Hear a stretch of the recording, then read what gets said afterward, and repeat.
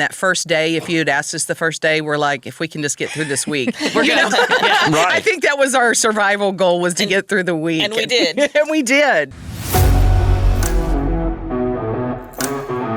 Landline now, welcome back. The Truckers for Troops campaign kicks off today here at OOIDA. And to talk about that and give us a little bit of the history, Norita Taylor, Jamie Jones, and Mark Reddick join me. Thank you all for coming in. Hey, Thanks for having us. welcome. you bet. Now, this year marks the 17th year that OOIDA has done the Truckers for Troops campaign.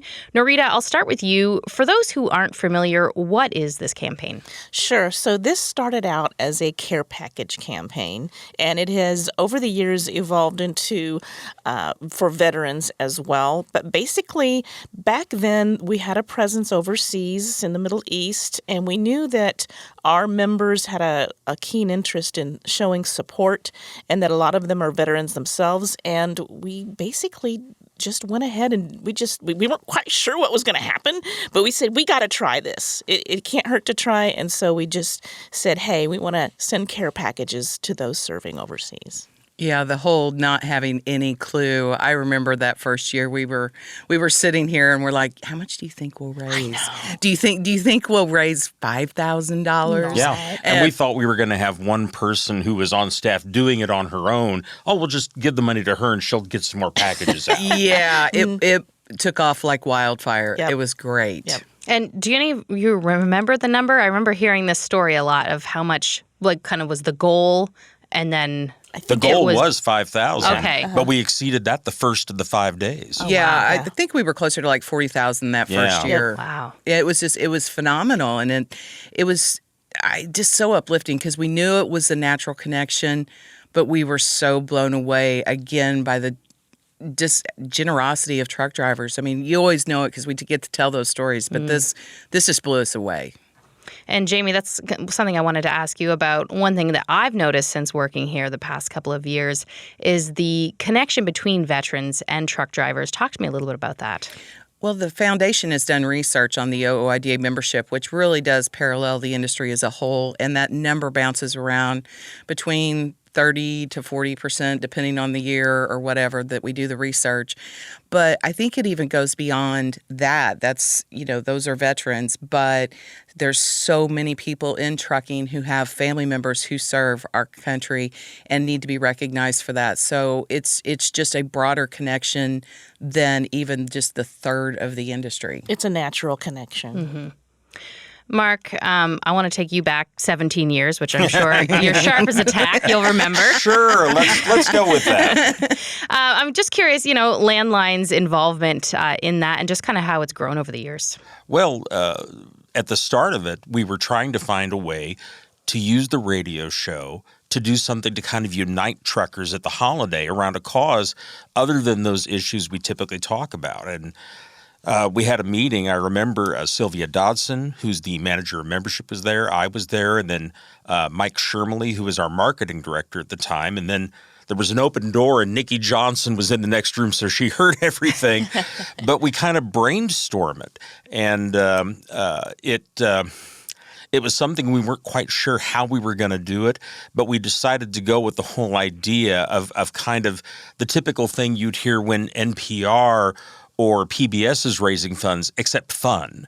And that was one of the key things was, none of us really liked listening to those. That's when we turned the TV and radio off.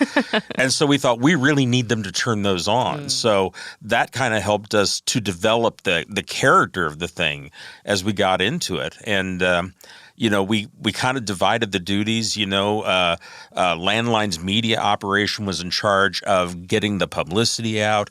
Membership took those calls, got people involved, served as that personal connection. And then when we were doing primarily care packages, at first it was kind of wild the way we did it. We had staff involved. We had volunteers. We had assembly lines down in the basement of the building. But Nikki Johnson eventually kind of became the organizer of that. And she really did a wonderful job of just being very, very efficient. And not just in terms of using the money to buy things. She got the Sonic here in Grain Valley to donate crates of mustard and ketchup packets to help make the MREs Edible. Right. And they got Harris Casino to donate a pallet of playing cards that were used from the casino and still very much usable, of course, by people that just wanted to play cards. So there was a lot of getting other organizations involved. It was very neat. I think it's a good time to point out, too, these are not shoebox care packages that we're talking about. I wanted to, talk about those, kind of explain what they look like. Well, I mean, what they weigh upwards of 70 pounds.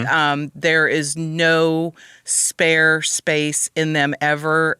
Talk about efficient packing. I think that's really impressive. And we've managed to, our shipping department has streamlined that, so there's no overhead costs in that regard. They just, streamline it into their daily duties whenever that we have a care package request, which, by the way, this is still a care package program, so anybody who wants to have one sent to someone, just let us know. And there will be enough stuff in it for their whole unit. I mean, and it's everything from socks and the condiments and games, and we've had squirt guns.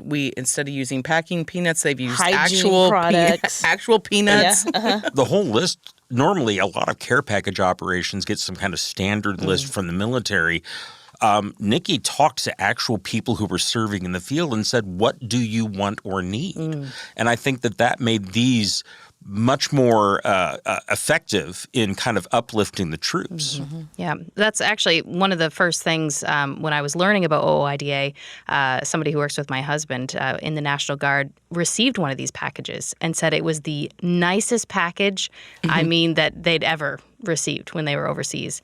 And so that was like the first thing I found out about OOIDA. So it's been neat to learn about them since.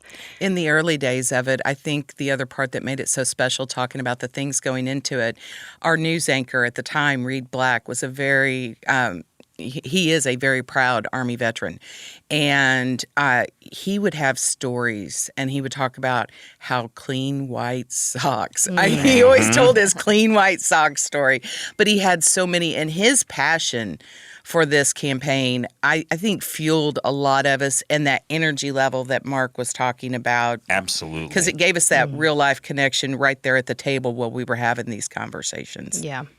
Now, more than $800,000 has been raised since this started back in 2007. Did you all think when this started it would grow to where it is? Did you think we'd be doing this sitting down 17 years later? And I do. I think we realized that we had something. We had something. We knew we might, but I think we realized we do have something. I'm not surprised at all. Again, that first day, if you had asked us the first day, we're like, if we can just get through this week, we're good. Right. I think that was our survival goal, was to get through the week. And we did. And we did. And I think we had a moment, this started in the middle of an actual war. And when the wars were winding down, we thought, well, now what do we do? Yeah. But I think we did a very good job of changing tracks to help out the veterans, and that seemed a very natural progression. And the Veterans Community Project is something that we've started to partner with over the past couple of years. Norita, tell me more about that. Sure. So the Veterans Community Project is headquartered or founded here in the Kansas City area, and they are a combination of services for all veterans. They have the Tiny Houses campus, but they also have outreach services and other things that aren't necessarily just for the residents, but for any veteran. And by the way, when they say any veteran, they mean it. They aren't locked into some of the red tape that the Veterans Administration is. And the way they phrase it is great. They say anyone who has raised their right hand and taken the oath. And so they have all kinds of services, not just for those that are unhoused. Now, they've been branching out to other areas, other states, and we've just been kind of following along and doing stories and talking to them and taking donations to those locations as well.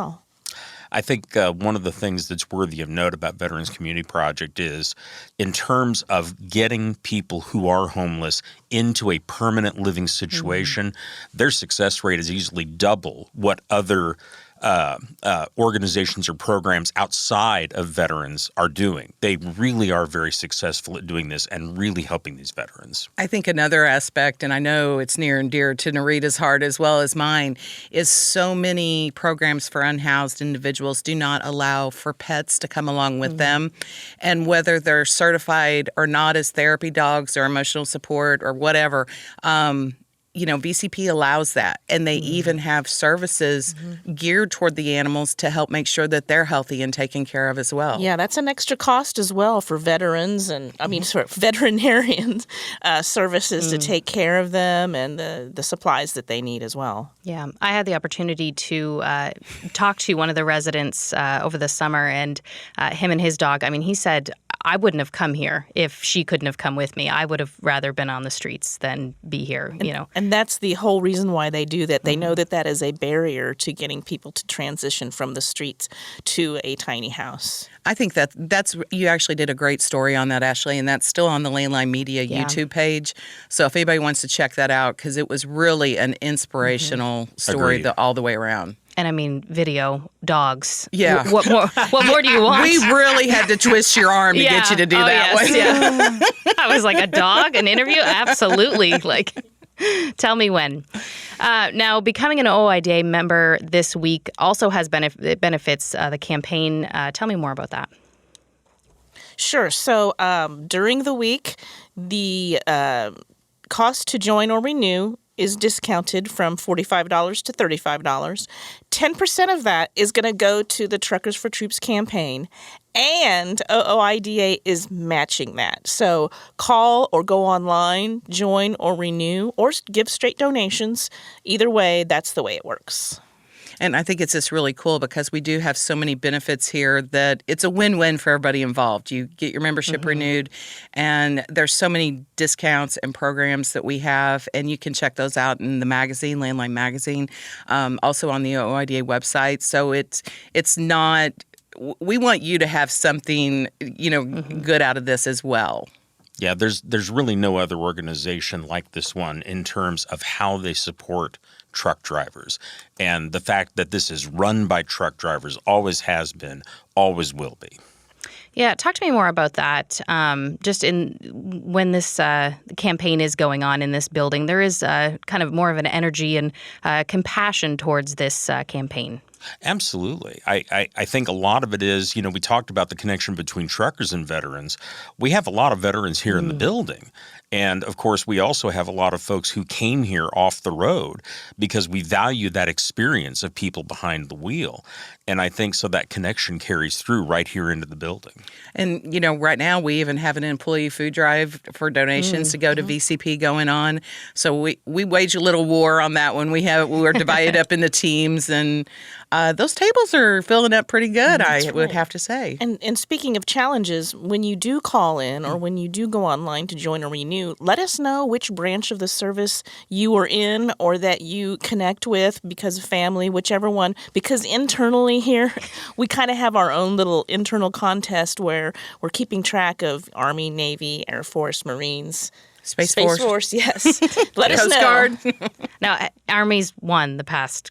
They always win. Okay, I was going to say it's been a while. But yeah. They always are win. the largest, so it makes sense. But we do it anyway, just for fun.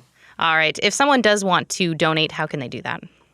They can just hit the donate button on the homepage or on the page where everything is housed for Truckers for Troops on the website. Or when they call in, just say, I'd like to make a straight donation to Truckers for Troops. Wonderful. And that website is ooida.com/truckers-for-troops. Thank you all so much for coming in. Hey, you're welcome. It's always our pleasure. Thanks.